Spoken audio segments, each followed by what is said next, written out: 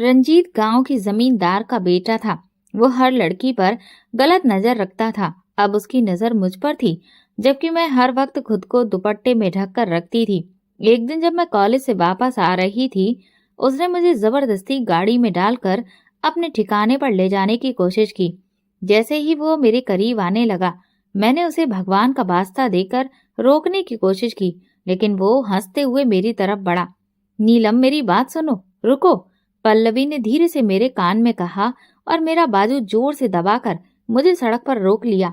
एक तो तेज धूप और गर्मी से वैसे ही हालत खराब थी, दूसरा मुझे आज घर जल्दी पहुंचना था। क्या मुसीबत आ गई है पल्लवी? मैं झुंझलाकर उसकी तरफ देखने लगी तो उसकी आंखों में डर और बेचैनी देखकर चौंक गई। उसने आंखों से इशारा किया कि सामने देखो। कुछ दूरी पर कुछ लड़के बैठे हुए थे जो अपनी अय्याशी में व्यस्त थे। उनकी निगाहें हर आते जाते इंसान पर टिकी हुई थीं। उनके सामने से गुजरने का मतलब था खुद मुसीबत मोल लेना। मैं अच्छी तरह जानती थी कि वे हमें इतनी आसानी से जाने नहीं देंगे, मगर दूसरा रास्ता बहुत लंबा था और वापस लौटने की हिम्मत मुझ में नहीं थी। आज कॉलेज में टेस्ट था, जिसके लिए मैंने बहुत मेहनत की थी।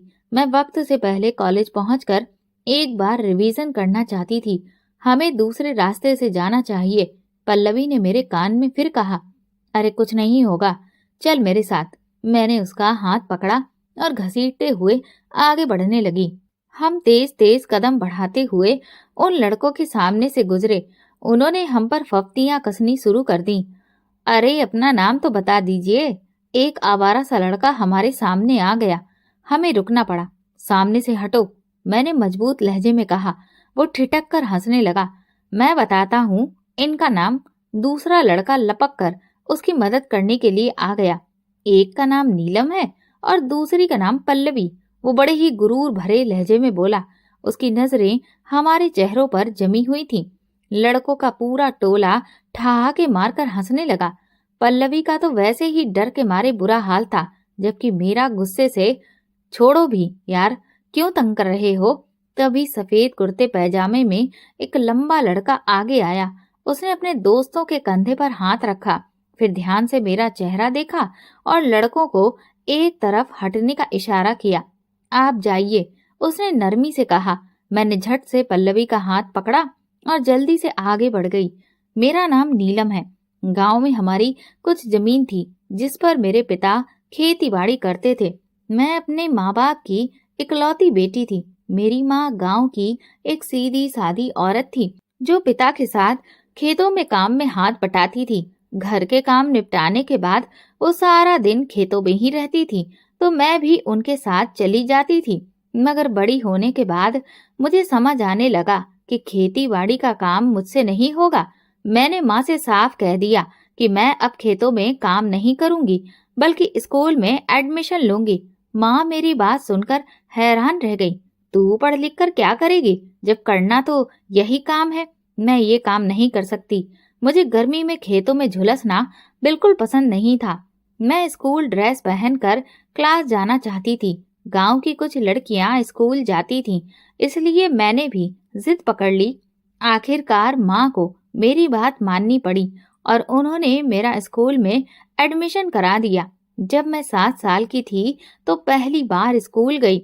खुशी खुशी तैयार होकर स्कूल जाती और फिर घर लौटकर माँ के साथ खेतों में चली जाती।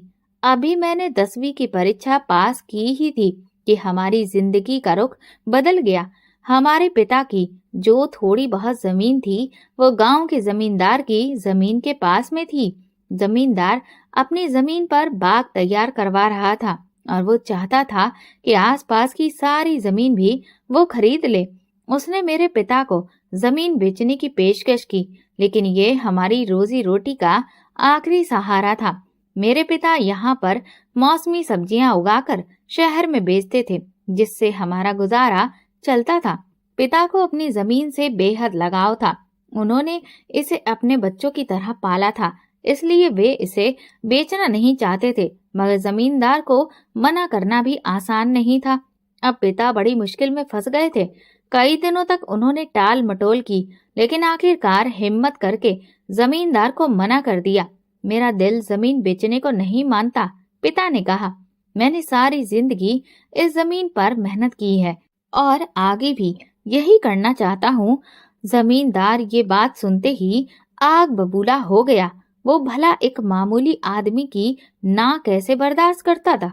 माँ भी कह रही थी, तुम जमींदार से पंगा मत लो और जमीन बेच दो।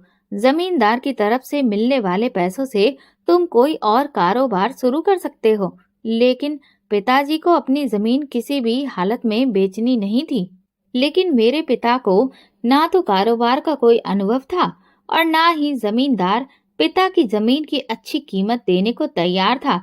वो तो बहुत ही कम दाम में मेरे पिता से जमीन खरीदना चाहता था। लेकिन पिताजी को क्या पता था कि अगर उन्होंने उसकी लगाई हुई रकम पर रजामंदी नहीं दी तो उन्हें अपनी जमीन से ही हाथ धोना पड़ेगा। अब वो जमींदार मेरे पिता का दुश्मन बन गया था।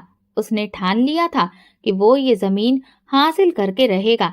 उसने ऐसी चाल चली कि मेरे पिता न सिर्फ अपनी जमीन उसे देने के लिए तैयार हो गए बल्कि उन्हें गांव भी छोड़ना पड़ा। उसने पिताजी को अपनी हवेली में बुलाया और उनका बहुत सम्मान किया। उसने उन्हें चाय भी पिलाई। पिताजी इस बात से हैरान थे कि जमींदार का व्यवहार इतना कैसे बदल गया। वो तो कभी किसी गरीब को अपनी हवेली में घुसने भी नहीं देता था, जबकि उसने पिताजी को अपने पास बिठाकर चाय पिलाई। पिताजी को तो यही लगा कि जमींदार जमीन हासिल करने के लिए उन्हें मनाने की कोशिश कर रहा है, मगर उसने जो खेल खेला उसकी पिताजी ने कभी कल्पना भी नहीं की थी। जब पिताजी वहां से लौटे उसी शाम पुलिस हमारे दरवाजे पर मौजूद थी। हवेली से जो माल चोरी करके लाए हो वो अभी निकाल दो, वरना अगर हमने तलाशी ली और वो माल बरामद हुआ तो फिर तुम्हारी खैर नहीं। पिताजी, माँ और मैं पुलिस की ये बात सुनकर हैरान रह गए। भला मेरे पापा चोरी क्यों करेंगे, वो भी हवेली से? पिताजी तो हवेली अपनी मर्जी से गए भी नहीं थे, बल्कि खुद जमींदार ने उन्हें बुलाया था। पिताजी के पास चोरी का माल होता तो वो निकलता ना, इसीलिए उन्होंने साफ इनकार कर दिया। मैंने कोई चोरी नहीं की। तुम लोग मुझ पर झूठा इल्जाम लगा रहे हो। पुलिस ने घर की तलाशी लेना शुरू कर दिया और कुछ ही देर में उन्होंने जेवरात का एक डिब्बा बरामद कर लिया जो कि बिस्तर के नीचे छुपाया गया था। पिताजी हैरान थे, ये डिब्बा यहाँ कैसे आया?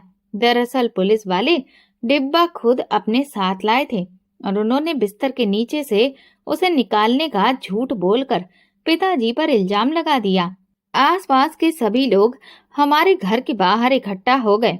सबको यही लगा कि पिताजी ने जेवर चोरी करके अपने बिस्तर के नीचे छुपा रखे थे। गांव के लोग हम पर थूकने लगे। इस कदर बेईमानी और चोरी करने की क्या जरूरत थी? पुलिस पिताजी को जेवरात के साथ गिरफ्तार करके ले गई और मैं और माँ हैरान परेशान खड़े रह गए। हमने पिताजी की जमानत करवाने की बहुत कोशिश की, लेकिन पुलिस ने हमसे उनसे मिलने ही नहीं दे रही थी और ना ही उनके बारे में हमें कोई जानकारी दे रही थी। आखिरकार पुलिस ने सीधे कह दिया, बस उनके अंतिम संस्कार की तैयारी करो। उनकी ये बात सुनकर माँ सदमे में आ गई। ये आप क्या कह रहे हैं? माँ रोते हुए बोली तो सिपाही ने उनके कंधे पर हाथ रखकर कहा, जेल से अभी ये जिंदा नहीं निकलेगा, क्योंकि जमींदार उसे जिंदा निकलने ही नहीं देगा। इसलिए बेहतर है कि तुम जमींदार के पास जाकर गुहार लगाओ। सिपाही ने आंख दबाकर इशारा किया था। मैं माँ का हाथ पकड़कर जबरदस्ती उन्हें घर ले आई। अब माँ के पास इसके अलावा कोई चारा नहीं था कि वो खुद जमींदार की हवेली के पास जाकर उससे बात करे और फिर पिताजी के लिए माफी मांगे। पुलिस ने भी राय दी थी, तुम जमींदार से सलाह कर लो तो तुम्हारे पति को तुरंत रिहाई मिल जाएगी। मैं इतना तो समझ ही सकती थी कि ये सब जमींदार की साजिश थी और माँ को उसी के दरवाजे पर जाने के लिए मजबूर किया गया था। जब माँ जमींदार के पास पहुंची और पिताजी के लिए माफी मांगी तो उसने बस एक ही शर्त रखी, जमीन मेरे नाम कर दो तो तुम्हारा पति सही सलामत घर वापस आ जाएगा, वरना उसकी हड्डियां भी नहीं मिलेंगी। इस पूरे मामले में पुलिस भी जमींदार के साथ थी। ऐसे हालात में माँ और मैं क्या कर सकते थे? हम किसके पास इंसाफ के लिए जाते जब इंसाफ देने वाले ही जमींदार के पैरों तले से दबे हुए थे। माँ को यही सही लगा कि जमीन जमींदार के मुंह पर मार दी जाए, ताकि कम से कम पिताजी की जान तो बच जाए। इसलिए माँ ने वादा कर दिया, पहले मेरे पति को रिहा कर दो, फिर हम सारी जमीन तुम्हें देकर इस गांव से चले जाएंगे। पिताजी की रिहाई हो गई। वो घर आए तो माँ ने सारी कहानी उन्हें सुनाई। पिताजी अपना सिर पकड़कर रह गए। जमींदार इतनी आसानी से हमें नहीं छोड़ेगा और ना ही वो जमीन के कब्जे से पीछे हटेगा। अगर हमने उसकी बात नहीं मानी तो वो कोई और चाल चलेगा। वो हमारी बेटी को भी नुकसान पहुंचा सकता है। मेरे माँ बाप दोनों ही बहुत परेशान थे।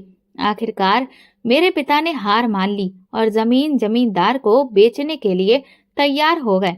इस बार जमींदार ने पहले से भी कम कीमत लगाई, लेकिन अब पिताजी में उसका विरोध करने की हिम्मत नहीं बची थी। इसलिए जो भी कीमत जमींदार ने दी, पिताजी ने चुपचाप ले ली। इसके बाद हमने अपना घर भी बेच दिया और गांव भी छोड़ दिया। हम दूसरे गांव में आकर बस गए। ये गांव हमारे पुराने गांव के पास ही था। यहाँ पर पिताजी के कुछ रिश्तेदार पहले से रहते थे, जिन्होंने हमारी मदद की।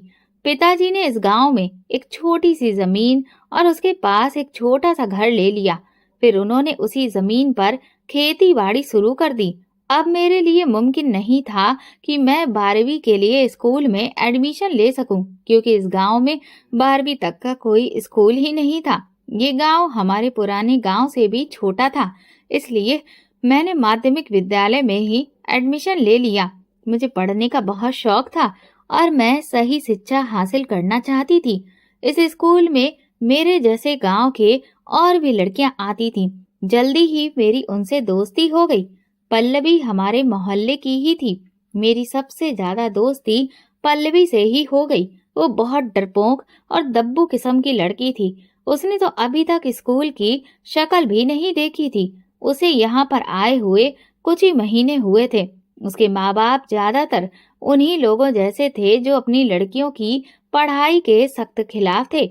वैसे तो मेरे माँ बाप को भी लड़कियों को पढ़ाने का कोई खास शौक नहीं था, मगर मेरी रुचि को देखते हुए उन्होंने मेरा एडमिशन स्कूल में करवा दिया था।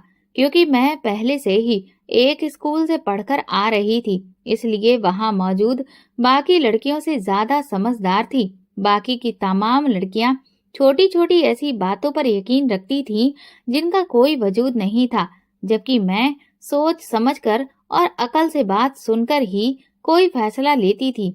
इस गांव का माहौल पहले गांव के माहौल से भी ज्यादा बिगड़ा हुआ था। गली में आवारा और लफंगे लड़के लड़कियों का रास्ता रोककर उन्हें तंग करते थे।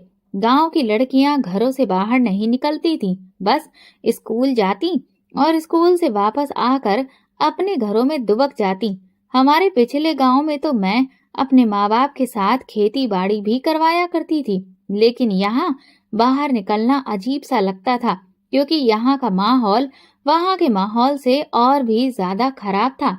वहाँ के जमींदार ने पिताजी के साथ बहुत गलत किया था, लेकिन वहाँ का माहौल ऐसा नहीं था। वहाँ के सभी लोग एक दूसरे के साथ दोस्ती रखते थे और एक दूसरे का ख्याल भी रखते थे। पिताजी पर चोरी का इल्जाम लगने के बाद सबकी नजरें पिताजी के प्रति बदल गई थी, क्योंकि सभी उन्हें मुजरिम समझ रहे थे। लेकिन वहाँ के लोग भाइयों की तरह रहते थे और वहाँ लड़के लड़कियों को तंग नहीं करते थे। मगर यहाँ मामला कुछ और था। गांव के जमींदार का बेटा रंजीत और उसके दोस्त पूरे गांव को अपनी मिल्कियत समझते थे और दनदनाते फिरते थे। अगर कभी लड़कियों से उनका सामना हो जाता तो वे उन्हें इस तरह से घूरते जैसे अपनी आंखों से ही उनको चीर फाड़ कर रख देंगे। मेरे लिए यहाँ का माहौल बर्दाश्त करना बहुत मुश्किल हो रहा था। मैं जब भी स्कूल जाती तो ये आवारा लड़के हमें तंग करने से पीछे नहीं हटते थे। मैं उनका डटकर मुकाबला करना चाहती थी, मगर पल्लवी हमेशा मेरा हाथ दबाकर मुझे रोक देती। तुम इन लोगों से पंगा मत लो, ये बहुत खतरनाक लोग हैं। ऐसा ना हो कि ये तुम्हें कोई नुकसान पहुंचा दे। पल्लवी का डर मेरी राह में रुकावट बना हुआ था। वैसे भी पिताजी ने पिछले गांव में जमींदार के सामने खड़े होने की हिम्मत की थी और उसका अंजाम मैं देख चुकी थी। अब मुझ में भी इतनी हिम्मत नहीं थी कि मैं इन जालिमों के सामने सिर उठा सकूं। मैं जानती थी कि ये जालिम उंगली उठे हुए सर को आसानी से काटने की ताकत रखते हैं। गांव के जमींदार का बेटा रंजीत अपने आवारा दोस्तों के साथ पूरे गांव में खुलेआम घूमता फिरता था। उसके बाल कंधों तक लंबे थे। वो सफेद कुर्ता और सलवार पहने पूरे गांव में अपनी धौंस जमाता फिरता था। एक दिन स्कूल जाते हुए उसके दो लफंगे दोस्तों ने हमें रोक लिया। मेरा गुस्से से बुरा हाल था, मगर मैं गुस्से पर काबू किए हुए थी, क्योंकि मैं नहीं चाहती थी कि मैं इन लोगों से झगड़ा मोल लूं और अपनी जिंदगी को खतरे में डाल दूं। मैं जानती थी कि ये मेरा क्या अंजाम कर सकते थे। जब उन लड़कों ने हमें बीच रास्ते में रोका तो रंजीत ने आगे बढ़कर हमें बचा लिया। मैं जल्दी से पल्लवी को लेकर वहां से निकल गई, मगर उस दिन के बाद से रंजीत मेरे पीछे पड़ गया। अब वो आते जाते मुझ पर नजर जमाए रखता और मुझसे बात करने की कोशिश करता, मगर मेरी राय उसके बारे में बिल्कुल भी अच्छी नहीं थी। मुझे लड़कों से बचाने का मतलब ये नहीं था कि वो मेरी नजरों में इज्जतदार बन गया था। मैं जानती थी कि वो किस तरह का इंसान था। नशा करना और शराब पीना उसके लिए आम बात थी। जब भी वो मेरे करीब से गुजरता तो मुझे उसमें से बदबू महसूस होती। मैंने कभी भी उसे तवज्जो नहीं दी और हमेशा उससे बचकर निकलती रही। मैं समझ रही थी कि वो मुझसे बात करना चाहता है, मगर मैं उससे बात करने के हक में नहीं थी। मैं कोई ऐसी वैसी लड़की नहीं थी कि उसकी मीठी नजरों पर फिदा हो जाती। अब मैं पल्लवी के साथ ही स्कूल जाती थी। मैंने अकेले घर से निकलना बिल्कुल बंद कर दिया था। पल्लवी के साथ एक दो लड़कियां और होती थीं, जो कभी हमारे साथ होती और कभी हमसे पहले ही चली जाती, मगर मैं और पल्लवी कभी भी एक दूसरे का साथ नहीं छोड़ते थे। मैं कब से पल्लवी का इंतजार उसके दरवाजे पर कर रही थी, मगर वो अभी तक नहीं आई थी। 5 मिनट से ज्यादा हो चुका था और हमारे स्कूल जाने का वक्त निकल रहा था। क्योंकि पल्लवी का घर गली के आखिरी छोर पर था, इसलिए वो मेरे घर आ जाती थी और हम दोनों साथ में स्कूल जाते थे। शायद आज पल्लवी छुट्टी करना चाहती थी, इसलिए मैं खुद ही उसके घर की तरफ चली गई। दरवाजा खुला था, इसलिए मैं अंदर चली गई। आंगन में वो चारपाई पर लेटी थी। तो तुम स्कूल नहीं जा रही हो? मैं कब से तुम्हारा इंतजार कर रही थी, मैंने उसे देखते ही कहा। तो वो धीमी आवाज में बोली, नहीं, मुझे तेज बुखार है, मैं आज नहीं जा पाऊंगी, तुम भी छुट्टी कर लो। उसकी बात सुनकर मैं हैरान रह गई। मैं किस खुशी में छुट्टी कर लूं? मुझे कौन सा बुखार हो रहा है? मैंने पूछा तो वो कहने लगी, नहीं, मेरा मतलब था कि तुम अकेली जाओगी, इसीलिए कह रही हूँ। कोई बात नहीं, मैं चली जाऊंगी। कौन सा मुझे कोई शेर खा जाएगा, मैंने हंसकर कहा और वहां से निकल गई। अब मैं अकेले स्कूल जा रही थी। मैं नहीं चाहती थी कि छुट्टी करके अपनी पढ़ाई का एक दिन बर्बाद करूं। तभी अचानक, सुनो नीलम, मेरी बात सुनो। मैं कुछ आगे बढ़ी ही थी कि मुझे पीछे से किसी की आवाज सुनाई दी। मैं हैरान हुई और पलटकर देखा तो सामने जमींदार का बेटा रंजीत खड़ा था।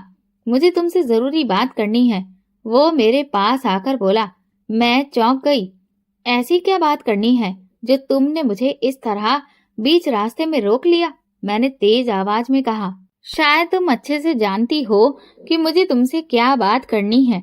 मैं तुम्हें पसंद करता हूँ और तुमसे दोस्ती करना चाहता हूँ। मैं तुम्हें ऐश करवा दूंगा और जिंदगी का सही मायने में लुत्फ उठाना सिखा दूंगा। वो मुस्कुराते हुए बोला। मैं हैरान रह गई। ये क्या कह रहे हो? मैं तो तुमसे दोस्ती नहीं करना चाहती।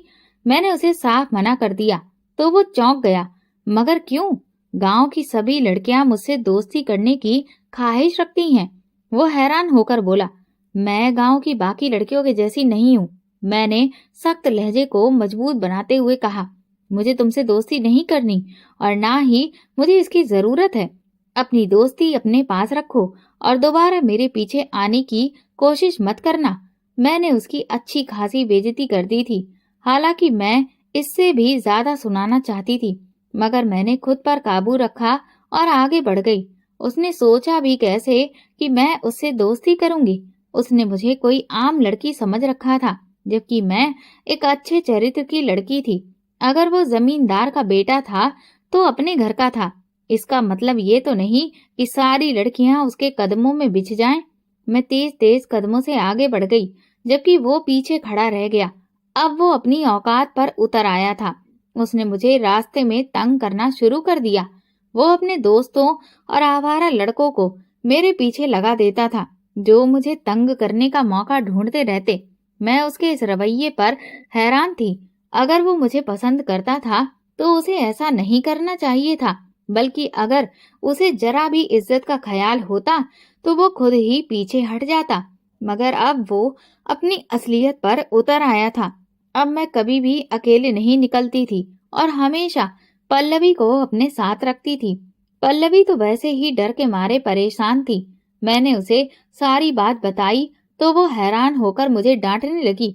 तुम्हें उसे कोई जवाब नहीं देना था, तुम चुपचाप आगे बढ़ जाती। क्या जरूरी थी कि तुम उससे बहस करो?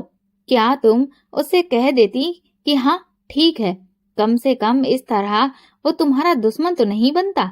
उसकी बात सुनकर मैं अपना माथा पकड़कर बैठ गई।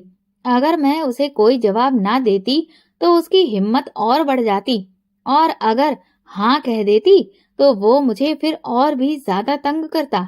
फिर न जाने क्या क्या हरकतें करता। मैंने पल्लवी को समझाने की कोशिश की। हाँ तो देखो, अभी भी तो तंग ही कर रहा है ना, वो बोली। तो मैं चुप हो गई। अब मैं उसे कैसे समझाती कि उसे जवाब देना जरूरी था। वो मुझे इस तरह कब तक तंग करेगा? जब मैं उसकी कोई बात नहीं मानूंगी तो वो खुद ही पीछे हट जाएगा। मेरे पिता की तबीयत पिछले 2 दिनों से काफी खराब थी। मौसमी बुखार ने उन्हें जकड़ लिया था। माँ उनकी सेवा में लगी हुई थी। नीलम, जरा अपने पिताजी के लिए दवा तो ले आओ। डॉक्टर साहब ने 2 दिन की दवा दी थी, जो खत्म हो गई है। मेडिकल स्टोर चली जाओ। बुखार में अभी तक कोई खास फर्क नहीं पड़ा है। माँ ने मुझे पैसे और दवा की पर्ची थमा दी तो मैं घर से निकल गई। कई दिनों बाद आज मैं घर से बाहर निकली थी। पिताजी की बीमारी की वजह से मुझे निकलना पड़ा, वरना मैं अकेले बाहर जाती ही नहीं थी। मेडिकल स्टोर हमारे घर से कुछ दूरी पर था। मैं जैसे ही वहां पहुंची तो मैंने एक पेड़ की छांव में पल्लवी को एक आवारा लड़के के साथ खड़े देखा तो मैं हैरान रह गई। पल्लवी उस पेड़ के तने से टिक कर खड़ी थी, जबकि वो लड़का उसके सामने खड़ा बातें कर रहा था। मैं दूर से भी उसे अच्छी तरह से पहचान सकती थी कि वो वही लड़का था जिसे मैंने पहले भी देखा था। मेरी आंखें फटी की फटी रह गईं। मुझे यकीन नहीं हो रहा था कि पल्लवी इतनी छुपा रुस्तम निकलेगी। मेरे सामने तो वो लड़कों से ऐसे डरती थी जैसे वे उसे खा जाएंगे, और यहाँ वो इश्कबाजी कर रही थी। हालांकि उसने मुझे नहीं देखा। मैं तुरंत वहां से लौट आई। अगली सुबह दरवाजे पर दस्तक की आवाज सुनकर मैंने दरवाजा खोला तो पल्लवी की माँ बुरी तरह से रो रही थी। तुमने पल्लवी को कहीं देखा? वो ना जाने सुबह सवेरे कहाँ चली गई। तुम उसकी सहेली हो ना, तुम्हें जरूर कुछ ना कुछ पता होगा। उनकी आंखें उम्मीद से भरी थीं। नहीं, मुझे नहीं पता, और अभी तो स्कूल का वक्त भी नहीं हुआ, मैंने हैरानी से जवाब दिया। वो रोती पीटती वापस लौट गई। पल्लवी घर से गायब थी। उसका कोई अता पता नहीं था। वो ऐसी लड़की नहीं थी कि किसी के साथ भाग जाए, मगर पूरे गांव में ये बात फैल गई थी कि वो रात को घर से भाग गई है। मैंने आखिरी बार उसे एक लड़के के साथ देखा था, लेकिन मैंने ये बात किसी को नहीं बताई, वरना सबका शक यकीन में बदल जाता। अब मैं स्कूल अकेले ही जाती थी। मुझे पल्लवी की बहुत याद आती थी। मैं इस बात पर हैरान थी कि वो इतना बड़ा कदम कैसे उठा सकती थी, जबकि उसने किसी को भी इस बारे में कुछ नहीं बताया था। एक दिन मैंने उसी लड़के को रंजीत के साथ देखा जो पल्लवी के साथ था। मैं तुरंत उसके पास पहुंची। उसकी आंखों में आंखें डालकर मैंने गुस्से से पूछा, पल्लवी कहाँ है? मुझे बताओ। मेरी बात सुनकर वो हड़बड़ा गया। कौन कौन पल्लवी? उसकी आवाज में खौफ साफ झलक रहा था। तुम अच्छी तरह जानते हो कि मैं किस पल्लवी की बात कर रही हूँ। मैंने तुम्हें उसके साथ में देखा था। अब सच सच बताओ, तुमने उसके साथ क्या किया? वरना मैं पूरे गांव को बता दूंगी कि उसके गायब होने के जिम्मेदार तुम ही हो। मैंने उसे धमकी दी, मगर अगले ही पल वो संभल गया। उसके चेहरे से डर और घबराहट गायब हो चुकी थी। अच्छा, अब तुम मुझे धमकी दे रही हो? तुम जानती भी हो कि मैं तुम्हारे साथ क्या कर सकता हूँ? वो मुस्कुराते हुए बोला तो मैं चौंक गई। इसका मतलब तुमने सच में पल्लवी के साथ कुछ किया है? मेरा शक यकीन में बदलने लगा। सुनो लड़की, मैंने उसके साथ कुछ नहीं किया, लेकिन तुम्हारे साथ बहुत कुछ कर सकता हूँ। उसने ऊपर से नीचे तक मुझे घूरा तो मैं 2 कदम पीछे हट गई। तुमने क्या अंधेर नगरी समझ रखी है? तुम कुछ भी करोगे और कोई तुम्हें रोकने वाला नहीं होगा। मैं पुलिस के पास जाऊंगी और तुम्हें ऐसा सबक सिखाऊंगी कि तुम याद रखोगे। मुझ में न जाने इतनी हिम्मत कहाँ से आ गई थी। शायद पल्लवी की गुमसुदगी मेरे लिए बर्दाश्त करना मुश्किल हो रहा था। वो इतनी मासूम और सीधी सादी लड़की थी। पूरे गांव वालों के कहने के बावजूद मुझे इस बात पर जरा भी यकीन नहीं था कि वो अपनी मर्जी से घर से गई थी। लेकिन मुझे ये जरूर एहसास हो रहा था कि उसके साथ कोई हादसा हुआ है और इसके पीछे कहीं न कहीं वही लड़का जिम्मेदार था। रंजीत बराबर में खड़ा खामोशी से हम दोनों की बहस सुन रहा था। उसने अभी तक कुछ भी नहीं कहा था। जब मैंने पुलिस की धमकी दी तो वो बीच में बोल पड़ा, तुम क्या समझती हो पुलिस तुम्हारी धमकी पर अमल करेगी? वैसे तुम्हारे पास क्या सबूत है कि इस लड़की की गुमशुदगी के पीछे इस लड़के का हाथ है? रंजीत की बात सुनकर मैं चुप हो गई। मेरे पास कोई सबूत तो नहीं था, सिवाय इसके कि मैंने उन दोनों को एक साथ देखा था। लेकिन मैं जानती थी कि ये सबूत काफी नहीं था। कोई भी मेरी बात पर यकीन नहीं करता। फिर भी मैं अपनी सहेली के लिए लड़ना चाहती थी। मैं उसकी गुमशुदगी पर खामोश होकर नहीं बैठ सकती थी, जैसे उसके माँ बाप बैठ गए थे। उन्होंने यही सोचा था कि उनकी लड़की घर से भाग गई है और अगर वे उसकी तलाश करेंगे तो गांव में फिर और भी ज्यादा बदनामी होगी, क्योंकि घर से भाग जाने वाली लड़कियों की कोई इज्जत और औकात नहीं होती। बल्कि अगर उन्हें कहीं देखा भी जाए तो लोग गोली मारने से भी पीछे नहीं हटते। मैं इतनी आसानी से हार मानने वाली नहीं हूँ। मैं सबूत भी इकट्ठा करूंगी और तुम्हें जेल की सलाखों के पीछे भी पहुंचा दूंगी। मैंने उंगली उठाकर उस लड़के को धमकी दी और गुस्से में वहां से चली गई। पल्लवी की गुमशुदगी का मामला अभी भी नहीं सुलझा था। मैंने अपनी तरफ से सबूत ढूंढने की बहुत कोशिश की, लेकिन उस लड़के के खिलाफ कुछ भी नहीं मिला। मेरा दिल चीख चीख कर गवाही दे रहा था कि वो जरूर इसमें शामिल है। बल्कि न सिर्फ वो, बल्कि उसके आवारा दोस्त भी इसमें शामिल होंगे। मगर मुझे ऐसा कोई सुराग नहीं मिला जिससे मैं उसे पकड़वा सकूं।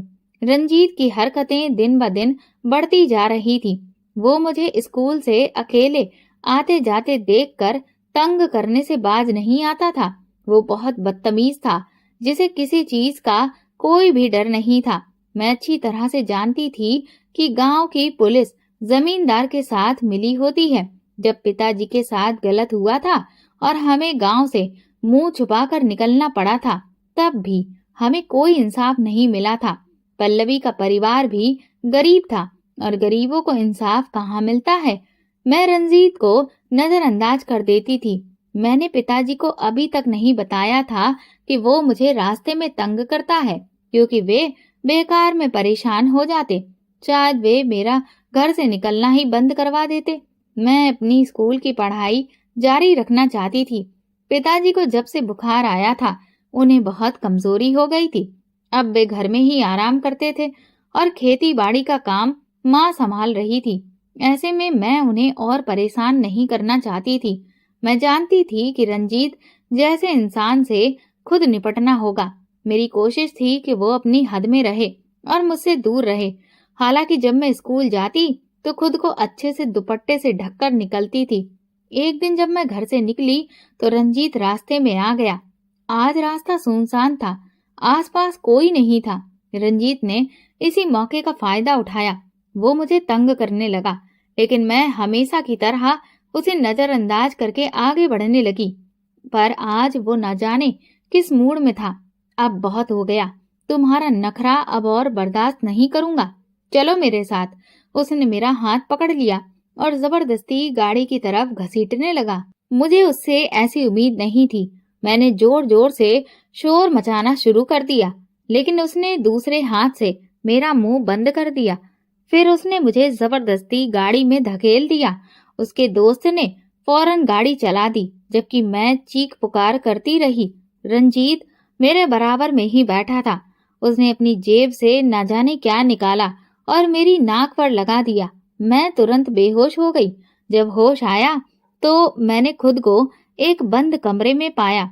मैं तुरंत उठकर दरवाजे की तरफ भागी और जोर जोर से दरवाजा पीटने लगी। बाहर सन्नाटा पसरा हुआ था। लगता था कि वहां कोई नहीं था।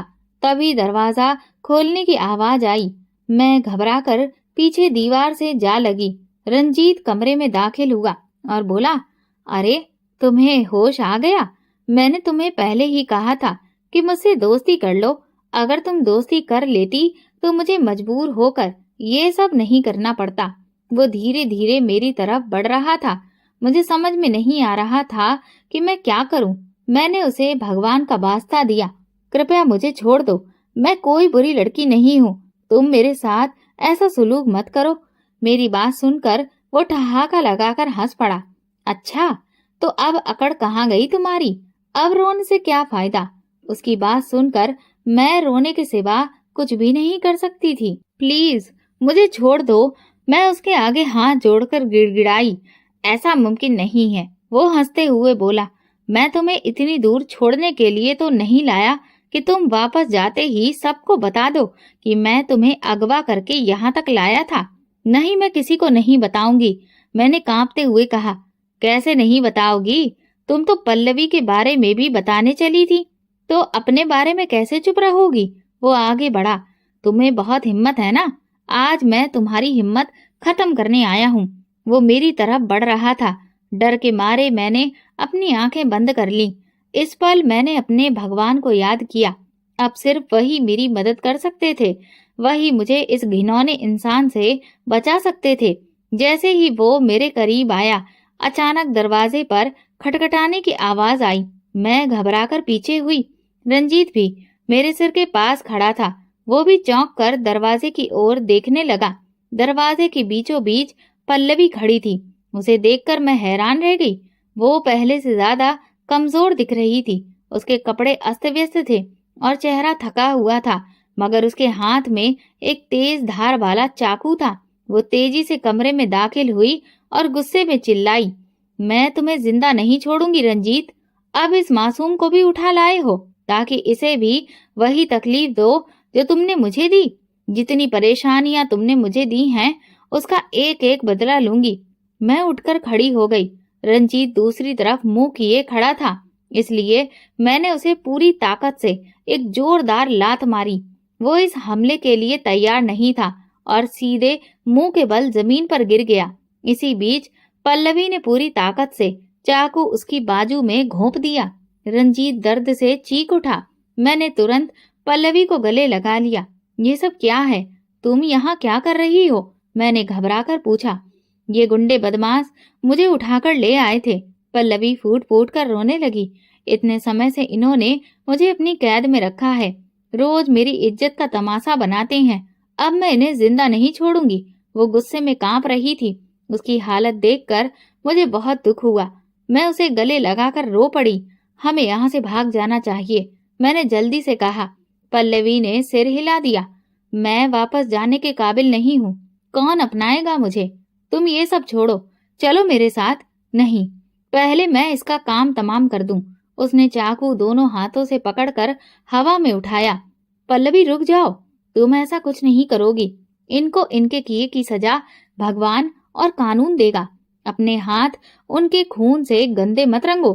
मैंने उसे कसकर पकड़ लिया और घसीटते हुए कमरे से बाहर ले गई। मैंने बाहर से दरवाजे की कुंडी लगा दी और सतर्कता से इधर उधर देखा। मुझे शक था कि यहाँ रंजीत का कोई और साथी भी होगा, शायद वही जिसने गाड़ी चलाई थी। मगर पूरे अंधेरे कमरे की तलाशी लेने के बाद मुझे यकीन हो गया कि वहां और कोई नहीं था। तो अब मेरे साथ घर चलो पल्लवी।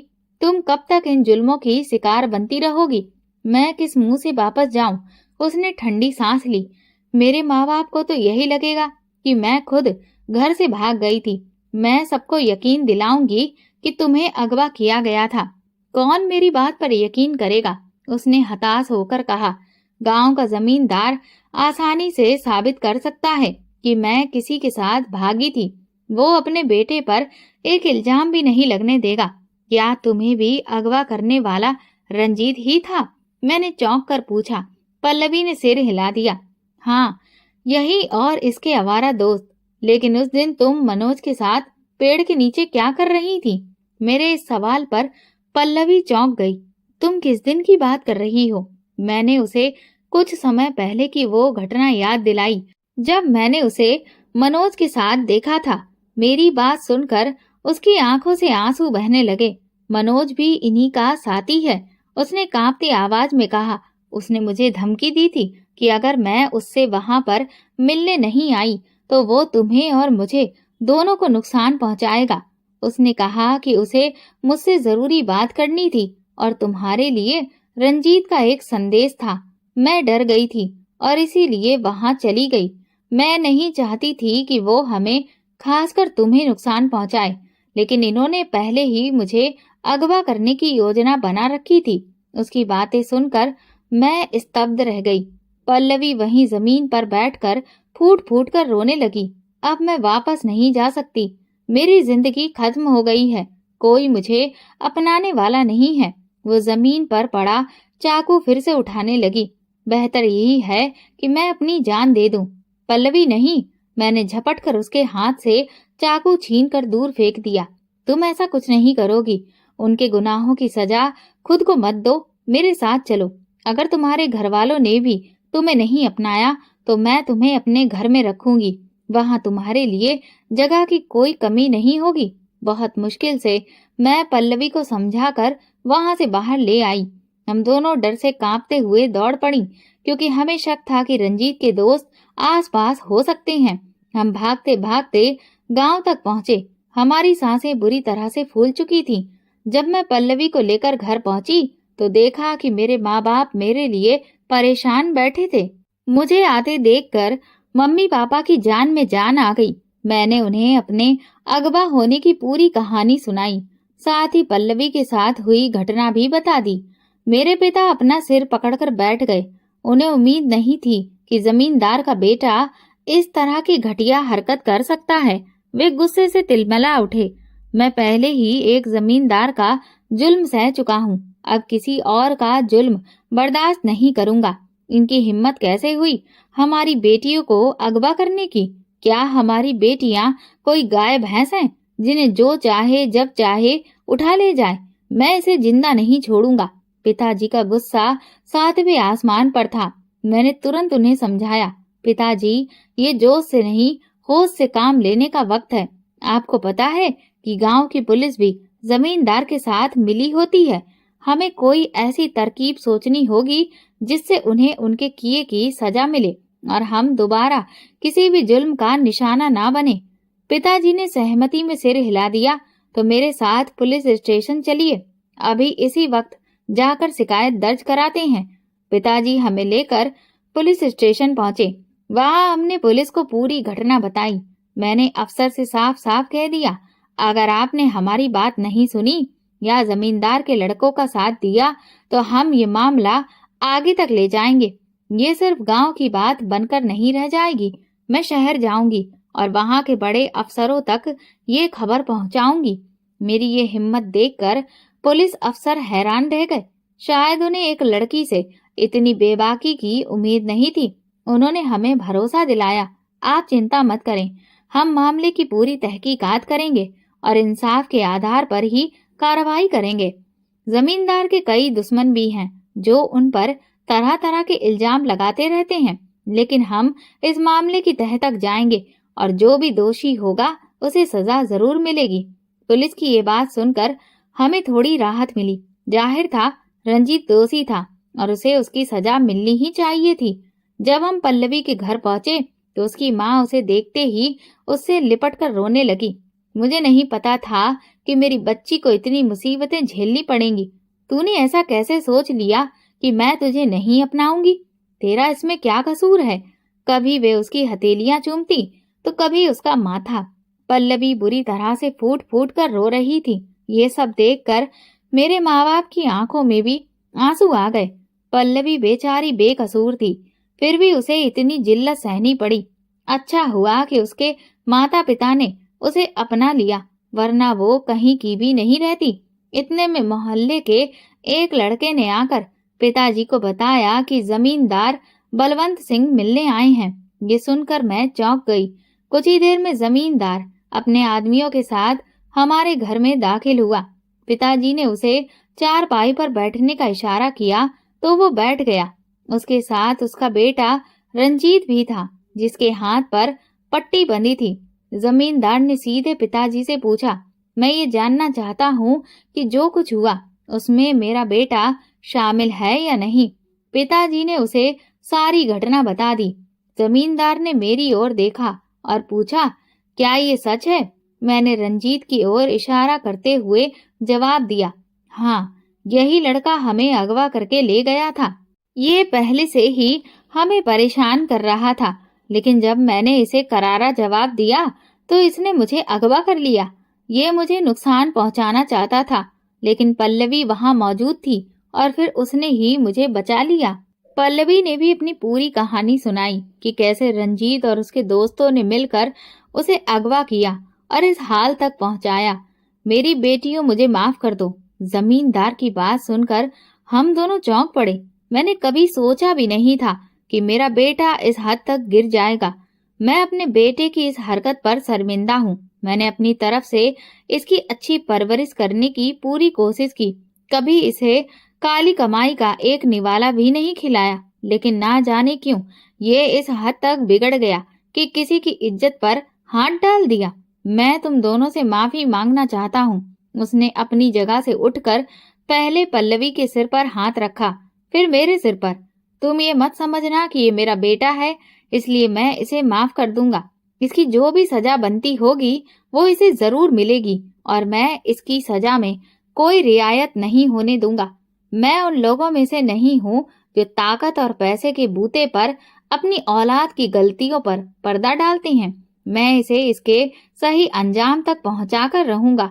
जो तकलीफ मेरी बेटी ने उठाई है उसे तो मैं बदल नहीं सकता, लेकिन मुझसे जो बन पड़ेगा वो जरूर करूंगा। मैं कोशिश करूंगा कि इस गांव में दोबारा कभी किसी लड़की को ऐसी तकलीफ ना सहनी पड़े और कोई भी लड़का इस हद तक ना पहुंचे। ये मेरी गलती है कि मैं अपनी औलाद से इतना बेखबर रहा और उसे मनमानी करने दी। अब पानी सिर से गुजर चुका है, लेकिन मैं हालात को ठीक करने की अपनी पूरी कोशिश करूंगा। गांव के जमींदार की बात सुनकर पिताजी हैरान थे और मैं भी। मैंने कभी सोचा भी नहीं था कि जमींदार अपने बेटे की तरफदारी करने के बजाय हमारा साथ देगा। अगर वो भी अपने बेटे का पक्ष लेता और पिताजी को या हमें नुकसान पहुंचाने की धमकी देता तो हम कुछ भी नहीं कर सकते थे। हम गरीब, लाचार और कमजोर थे, लेकिन गांव के जमींदार का हमारे साथ खड़ा होना किसी चमत्कार से कम नहीं था। भगवान ने इस बार मौके पर हमें अकेला नहीं छोड़ा था। उन्होंने हमारी इज्जत सुरक्षित रखी थी। जमींदार ने जो कहा वो कर भी दिखाया। पल्लवी की जिंदगी बर्बाद करने में जो भी लड़के शामिल थे वो सभी पकड़े गए। पल्लवी के सभी गुनहगार अपने अंजाम तक पहुंच गए। अब उसकी तबीयत काफी बेहतर थी। वो फिर से जिंदगी की तरफ लौट रही थी। उसने जो कयामत झेली थी उसे भुलाने की हर मुमकिन कोशिश कर रही थी। मैं हर कदम पर उसका साथ दे रही थी। गांव का माहौल अब पूरी तरह से बदल चुका था। मैंने भगवान का शुक्रिया अदा किया जिन्होंने गांव के हालात बदलने में मेरी मदद की। अब लड़कियां गांव में आजादी से घूम सकती थी। वे बिना किसी डर के स्कूल भी अकेले जाने लगी। किसी को कोई मुश्किल नहीं होती थी। गांव में आवारा लड़कों का आतंक जैसे खत्म ही हो गया था। आज भी मैं भगवान का दिल से शुक्रिया अदा करती हूँ कि उन्होंने हमें इंसाफ दिलवाया। अगर आपको हमारी कहानी पसंद आई हो तो कमेंट करके जरूर बताइए। वीडियो को लाइक करें और ज्यादा से ज्यादा शेयर करें। अगर आप इस चैनल पर नए हैं तो सब्सक्राइब करके बेल आइकन को जरूर दबा दें ताकि आपको नोटिफिकेशन की अपडेट सबसे पहले मिल सके। धन्यवाद।